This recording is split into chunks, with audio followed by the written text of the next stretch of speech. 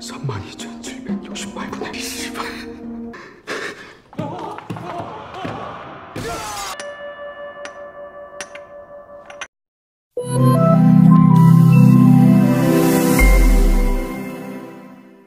Halo semuanya, selamat datang di channel Sinema Seru. Terima kasih masih mau nyimak kelanjutan alur cerita dari serial Squid Game ini. Tanggung ya, kan di part ini dibahas sampai tamatnya. Oke lah, yuk kita simak ceritanya. Peserta yang lolos langsung digiring kembali ke aula dan mereka syok melihat si cewek 212 masih hidup. Dia tidak dieliminasi karena dia tidak mendapat pasangan. Ya karena memang jumlah pesertanya ganjil. Jadi dia cuma nunggu aja di aula selagi yang lain main gundu. Hoki banget ya. 소외된 약자를 버리지 않는 게 졸라 멋있지 않냐? Lalu adegan beralih. Saat hendak mengangkat telepon, frontman menyadari bahwa penyusup sudah masuk ke ruangannya karena posisi arah gagang telepon yang tidak sesuai dengan kebiasaan dia. Kemudian dia memeriksa setiap ruangan sampai ke gudang arsip. Saat Junho hampir ketahuan, frontman mendapat kabar bahwa ditemukan sesosok mayat di pantai. Kemudian frontman bergegas pergi dan pada mayat tersebut ditemukan ID anggota kepolisian milik Junho. 신분증이 나왔습니다. Suasana muram meliputi para peserta, apalagi nomor 069. Dia sangat terpukul karena istrinya harus tereliminasi saat bermain gundu dengannya. Akhirnya dia memutuskan untuk bunuh diri, sehingga sekarang jumlah pemain jadi 16. 69번 탈락. Frontman melapor kepada bosnya bahwa para tamu VIP sudah datang. Sama seperti para petugas, si bos dan para tamu VIP pakai topeng semua. Ya namanya permainan ekstrim yang ilegal ya. Identitas harus dirahasiakan. VIP들께서 도착했습니다. Kemudian Junho menyekap seorang pelayan yang bertugas melayani tamu VIP dan dia pun berganti penyamaran. 교대 시간이야. Sementara itu, peserta dibawa ke sebuah ruangan di mana mereka harus memilih nomor urut yang ada pada manekin. Gi-hun yang kebanyakan mikir tinggal punya dua pilihan, nomor 1 atau nomor terakhir yaitu nomor 16. Selagi dia mau ngambil nomor 1, peserta nomor 096 minta supaya nomor 1 buat dia aja dengan alasan selama hidup dia nggak pernah berani untuk maju jadi yang pertama. Akhirnya Gi-hun mengalah dan ngambil nomor 16. 제가 1번 하면 안 될까요? 태어나서 딱 한 번만이라도 제대로 살아보고 싶습니다. Dan di sini Gi-hun beruntung banget ya, karena game kali ini adalah berjalan di atas jembatan kaca, yang mana setiap lompatan terdiri dari dua kaca, kiri dan kanan. Masalahnya di antara kiri dan kanan, salah satunya adalah kaca yang langsung pecah begitu diinjak. Coba kalau tadi Gi-hun jadi ngambil nomor 1. Untuk nyampe ke seberang, 16 peserta ini harus melompati 18 pijakan dengan batas waktu 16 menit. Di sini peserta yang tadi mohon-mohon minta dikasih nomor 1 kelihatan nyesel banget ya. Sampai yang lain komplain karena untuk lompatan pertama aja dia mikir sampai lebih dari semenit. Sementara waktu untuk game ini cuma dikasih 16 menit untuk bisa nyampe ke seberang. Dan dia cuma bisa sampai lompatan kedua aja.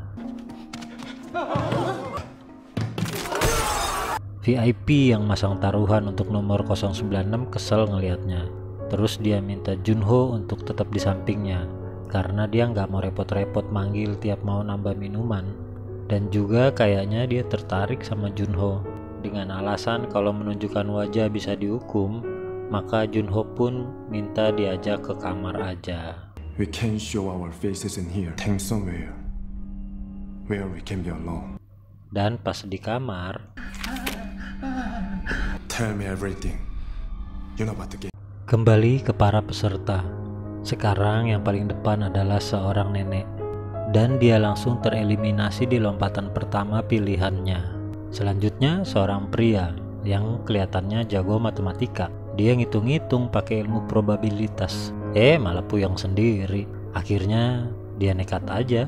Dia memilih untuk langsung lompat-lompatin tuh kaca, nggak pakai mikir. Dan 32,768분의 20번.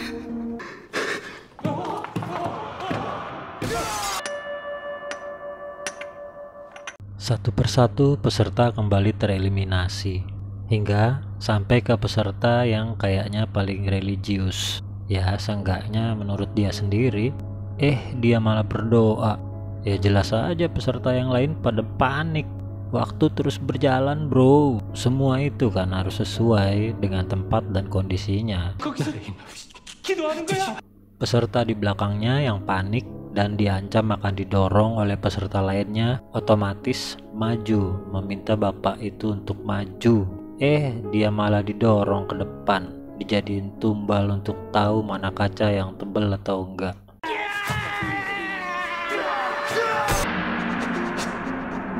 Religius di luar tapi egois di dalam.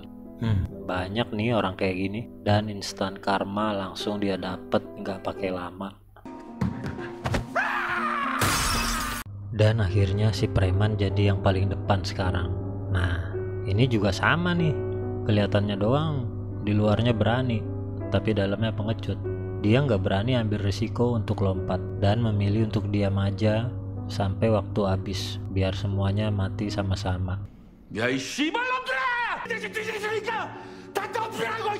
Ketemulah dendam kesumat antara si cewek 212 dengan si preman. Si cewek 212 bilang ke si preman, biar dia aja yang maju duluan kalau si preman gak berani. Tapi pas dia udah lompat ke pijakan kaca tempat si preman berdiri, dia langsung meluk si preman. Dan dengan ilmu tarik tambang yang dia dapat dari si kakek 001, ditariknya lah si preman untuk jatuh bareng-bareng. Wah, ngeri juga ya kalau cewek udah disakitin. 나 배신하면 죽는다고 했지.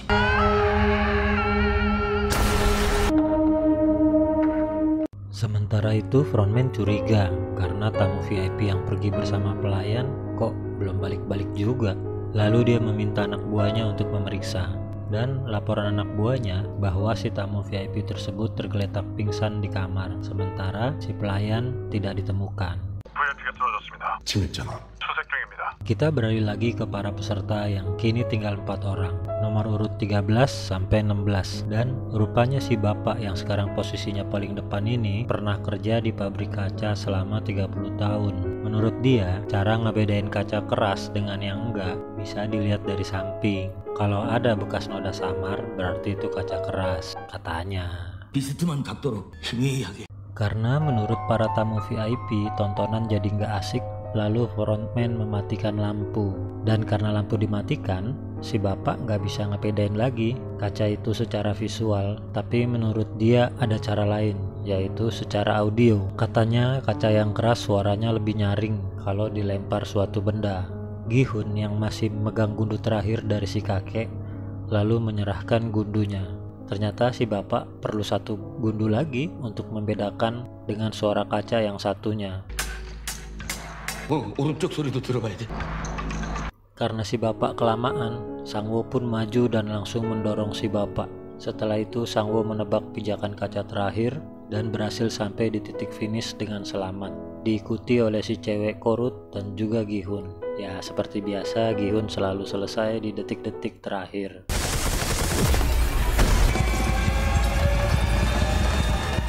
Adegan beralih ke si frontman. Dia pun bergegas memeriksa ruangannya, dan begitu membuka akses tangga rahasia, dia melihat Junho yang bergegas untuk melarikan diri.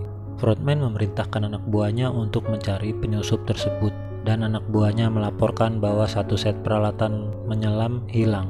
Kali ini frontman ikut dalam pengejaran. Mereka pun dengan mudah menyusul Junho karena rupanya setiap peralatan selam sudah dipasang GPS. Junho bergegas menghubungi atasannya untuk meminta bala bantuan dan mencoba mengirim bukti-bukti kepada atasannya. Frontman dan anak buahnya terus mengejar Junho. Lantas Junho berlari ke tempat yang lebih tinggi untuk mendapatkan sinyal yang lebih bagus. Sampai akhirnya Junho nggak bisa kemana-mana lagi.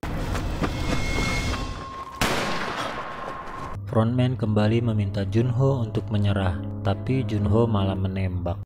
더 이상 다가오면 Akhirnya Frontman pun membuka topengnya. Betapa terkejutnya Junho. Ternyata Frontman adalah kakaknya. Tetapi Junho tetap tidak mau menyerah. 나랑 가자.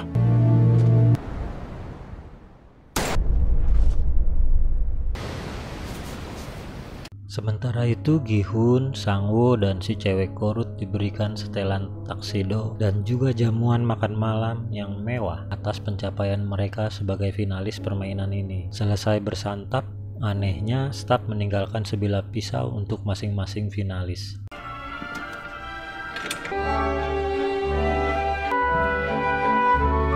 Kemudian mereka dibawa kembali ke aula untuk beristirahat dan masing-masing berusaha agar tidak tertidur karena menyadari dengan masing-masing finalis dibekali pisau, maka mereka diizinkan untuk menghabisi satu sama lain. Gi-hun menghampiri si cewek korut dan mengajak untuk saling melindungi dan bekerja sama di game terakhir. Gi-hun marah atas kekejaman Sang-woo kepada si bapak yang didorong oleh Sang-woo. Dia kecewa kenapa Sang-woo bisa menjadi begitu kejam. Si cewek korut pun meminta Gi-hun untuk berjanji siapapun nanti di antara mereka berdua yang selamat akan menjaga keluarga yang tidak berhasil lolos. 나랑 약속 하나만 해. 아저씨든 나든 둘 중 한 명이 살아서 여기 나가면 서로 남은 가족 챙겨주기로. Kemudian saat Sang-woo tertidur, Gi-hun yang sudah begitu membenci Sang-woo diam-diam mendatangi Sang-woo untuk menghabisinya. Tapi dia dicegah oleh si cewek korut. Kamu bukan orang yang sekejam itu, katanya. 그러지 마. 그런 사람 아니잖아. Gi-hun pun membatalkan niatnya. Dia melihat kondisi si cewek korut yang semakin parah karena tertusuk pecahan kaca. Kemudian Gi-hun mencoba meminta pertolongan kepada para staf. Akhirnya pintu pun terbuka, tetapi para staf datang bukan untuk mengobati si cewek korut, mereka datang untuk mengambil tubuh peserta yang tereliminasi. Iya, ternyata si cewek korut sudah dihabisi oleh Sang-woo. Gi-hun marah semarah-marahnya. Dia pun berlari untuk menghabisi Sang-woo, dan Sang-woo pun sudah bersiap untuk menghadapi Gi-hun. Namun mereka dicegah oleh para staf. Ya, karena mereka harus bertanding untuk game final nanti.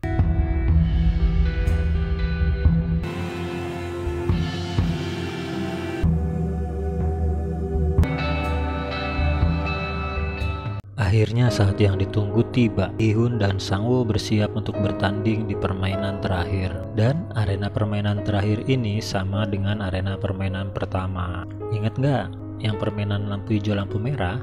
Game untuk final ini adalah permainan cumi-cumi. Intinya di permainan ini adalah dua pihak yang berperan sebagai penjaga dan penyerang. Si penjaga harus mencegah si penyerang untuk masuk dan menginjak gambar kepala cumi-cumi. Dan kalau si penyerang sudah masuk, dia harus membuat si penyerang keluar dari arena. Sementara tugas si penyerang ya sebaliknya, selagi masih di luar arena, si penyerang cuma boleh melangkah dengan satu kaki. Seorang staf kemudian mengundi untuk menentukan siapa yang boleh memilih untuk menjadi penjaga atau penyerang. Hasil undian memberi kesempatan kepada Gi-hun untuk memilih, dan Gi-hun memilih untuk menjadi penyerang. 공격. Di permainan final kali ini, finalis diperbolehkan menggunakan segala cara untuk memenangkan game terakhir ini. Gi-hun pun bersiap. Dia mengencangkan tali sepatunya sambil diam-diam mengambil segenggam pasir. Pertama-tama penyerang harus melewati leher cumi-cumi dulu, baru boleh untuk mencoba menginjak kepala cumi-cumi. Gi-hun langsung melempar pasir ke mata Sang-woo dan dia dengan mudah melewati leher cumi-cumi. Hujan pun turun, ikut mendramatisir suasana. Sang-woo mencoba menjelaskan kepada Gi-hun alasan dia membunuh si cewek korut. Dia takut kalau Gi-hun dan si cewek korut akan bersepakat untuk voting menghentikan pertandingan, sehingga nantinya Sang-woo bisa kehilangan kesempatan untuk memenangkan hadiah uang miliaran itu. Lagi pula kata Sang-woo, si cewek korut sudah dalam kondisi sekarat, nggak bisa bertahan lebih lama lagi. Gi-hun mengatakan kepada Sang-woo kalau si cewek korut itu sudah menyelamatkan nyawa Sang-woo, karena kalau nggak dicegah oleh si cewek korut, Gi-hun sudah menghabisi Sang-woo saat Sang-woo ketiduran. Dan pertarungan hidup mati antara sahabat masa kecil pun dimulai. 그 돈 난 절대 여기서 가지고 못 나가. Pertarungan pun semakin sengit. Nampak Sang-woo begitu bersemangat untuk menyelesaikan permainan ini. Tapi Gi-hun juga nggak mau nyerah begitu aja. Keikutsertaannya di dalam game ini dari awal cukup menempa Gi-hun. Setidaknya sedikit merubah karakter dia. Kecuali yang ini. Saat Gi-hun melangkah sedikit lagi untuk menginjak kepala cumi-cumi, dia berhenti. Gi-hun tetap masih memiliki nurani. Gi-hun pun meminta dilakukan voting dan staf menyetujuinya. Dia mengajak Sang-woo untuk voting dan berhenti dari permainan yang mematikan ini. Dia lebih menghargai nyawa sahabat masa kecilnya tersebut dibandingkan dengan uang puluhan miliar. 동에서 진 사망. 참가자 과반수가 동의하면 게임은 중단된다. Tetapi Sang-woo 미안해. dan Gi-hun keluar sebagai pemenang.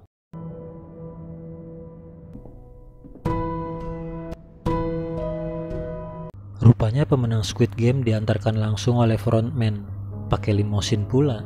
Ya walaupun tetap aja ya dibuang di jalan. Dan hadiahnya yaitu uang tunai 45,6 miliar yang berupa kartu ATM sudah ditaruh di mulut Gi-hun. Gi-hun pun mengecek isi rekening di kartu ATM tersebut dan pas mencet PIN dia menebak dengan nomor urutnya. Ternyata benar 45,6 M saldonya dan dia narik 10.000 aja.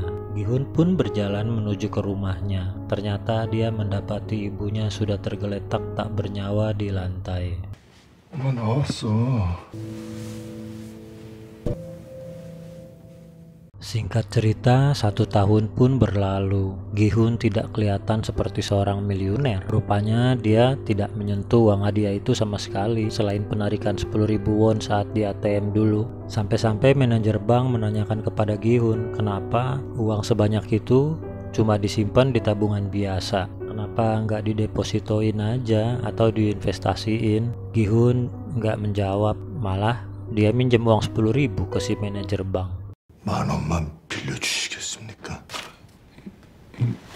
Hari-hari dilalui Gi-hun cuma bengong sambil minum-minum. Tiba-tiba ada penjual bunga memohon kepada Gi-hun untuk membeli bunganya dan rupanya di bunga itu terdapat kartu berlogo lambang Squid Game yang meminta Gi-hun untuk datang ke sebuah gedung. Betapa kagetnya Gi-hun melihat si kakek 001 alias kakek Ilnam masih hidup. Disinilah Gi-hun menyadari bahwa si kakek Ilnam inilah yang punya hajatan Squid Game. Gi-hun yang emosi menanyakan siapa si kakek sebenarnya dan kenapa tega mengadakan acara maut seperti itu.